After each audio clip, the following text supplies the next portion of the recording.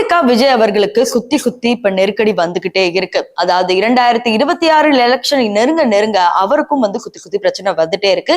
இதையும் தாண்டி கட்சி கொடியில இருந்து இப்ப அவருக்கே பர்சனலா ஒரு பிரச்சனையில போய் முடிஞ்சிருக்கு. அது என்னன்னா, எதுக்கு இவ்வளவு நெருக்கடி, எதனால இது இருக்கும் அப்படிங்கிற மாதிரி நிறைய பேர் ஒரு சில விஷயங்கள்லாம் சொல்றாங்க. அது என்ன அப்படிங்கறத இந்த வீடியோல பார்ப்போம். சோ வாங்க வீடியோக்குள்ள போகலாம். தாவேகாவோட கட்சி கொடியில நிறைய விஷயங்கள் எதிர்பார்க்கப்பட்டுச்சு. அதே மாதிரி 2 யானைகளும் இருந்துச்சு. இத பத்தி பெரிய பிரச்சனை என்னன்னா, பகுஜன் சமாஜ் கட்சியோட கட்சி கொடியிலும் இதே மாதிரி தான் இருக்கும். சோ பகுஜன் சமாஜ் கட்சி என்ன கேஸ் கொடுத்திருந்தாங்கன்னா, நாங்க ஆல்ரெடி யானை சின்னத்தை வச்சிருக்கோம், அது எப்படி அவங்க கொடியில பயன்படுத்துவாங்க அப்படிங்கிற மாதிரி ஒரு கேஸ் வந்துச்சு. அதுக்கப்புறம் அது கோர்ட்ல போனப்ப ஒரு தனியார் கட்சி அவங்களோட சின்னம் வச்சுக்கிறாங்கன்னா அது அவங்களுடைய உரிமை, அதற்கு அவங்க நோட்டீஸ் அனுப்புவாங்க அப்படிங்கிற மாதிரி முன்கூட்டியே தீர்ப்பு வழங்கியது. இருந்தாலும் மறுபடியும் பகுஜன் சமாஜ் கட்சி மேல்முறையீடு பண்ணி இந்த மாதிரி எங்க கட்சியில ஆல்ரெடி இந்த சின்னம் இருக்கு, அவங்க கொடியில இருந்து இந்த யானை சின்னத்தை மட்டும் நீக்கணும் அப்படிங்கிற மாதிரி ஒரு கேஸ் கொடுக்குறாங்க. இதெல்லாம் ஒரு பக்கம் இருக்கும் போது அகில இந்திய இஸ்லாமியர்கள் கமிட்டி இப்போ ஒரு விஷயத்த சொல்லியிருக்காங்க.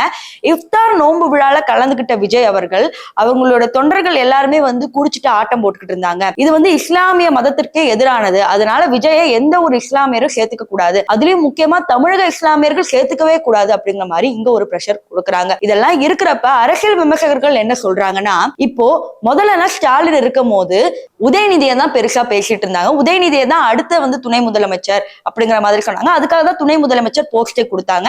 அவங்களுக்காக ஒரு பிராண்டிங் இருந்துட்டே இருந்துச்சு. நிறைய பிரஸ் மீட்ல கலந்துக்கிறதாகவும் இருந்துகிட்டும், இவருக்கு வர அந்த எடிட்ஸ் பாட்டு அப்படிங்கிறது ஒரு பெருசாவே போயிட்டு இருந்துச்சு. ஆனா அந்த சமயத்துல விஜய் வரும்போது மறுபடியும் ஸ்டாலினை பிராண்டிங் பண்ண ஆரம்பிச்சாங்க. அதாவது அப்பா அப்படின்ற பேரை வச்சு பிராண்டிங் பண்ண ஆரம்பிச்சாங்க. இதை நெட்டிசன்ஸ் எப்படி கலாய்க்கிறாங்கன்னா, ஒருவேளை விஜய் உதயநிதியை எங்க தோக்கடிச்சிருவாங்களோன்னு சொல்லி மறுபடியும் ஸ்டாலின் முன்ன தன்னையே பிராண்டிங் பண்ணிக்கிறாரு, எதுக்கு இதெல்லாம் அப்படிங்கிற மாதிரி ஒரு சில பேர் கலாய்க்கவும் ஆரம்பிக்கிறாங்க. ஆனா உண்மை என்னன்னா, தாவேகா கட்சிக்கு பல்வேறு விஷயங்கள் அடிக்கடி இப்ப பிரச்சனையா தான் போய் முடியுது.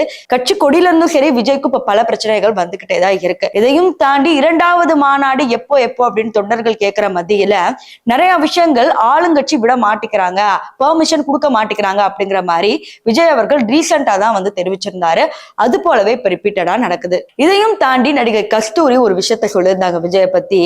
விஜய் எப்பவுமே அறிக்கை போடுறதுக்கு தான் கரெக்டா இருக்காரு, நேர்ல மக்களோட பிரச்சனையவே பார்க்க மாட்டேங்கிறாரு, அவர் ரொம்ப சாஃப்டா டீல் பண்றாரு போல அப்படிங்கிற மாதிரி கலாச்சு பேசியிருக்காங்க. சோ இப்ப எல்லா அரசியல் கட்சிகளும் சரி, எல்லா செலிபிரிட்டியும் சரி, ஒரு தனிநபரை தாக்குறது எந்த விதத்துல நியாயம் அப்படிங்கிற மாதிரி விஜயோட தொண்டர்களும் ரசிகர்களும் கேட்கிறாங்க. இப்போ நீங்க சொல்லுங்க, இந்த நெருக்கடி விஜய் அவர்களை சிஎம் ஆக்குமா அப்படின்னு?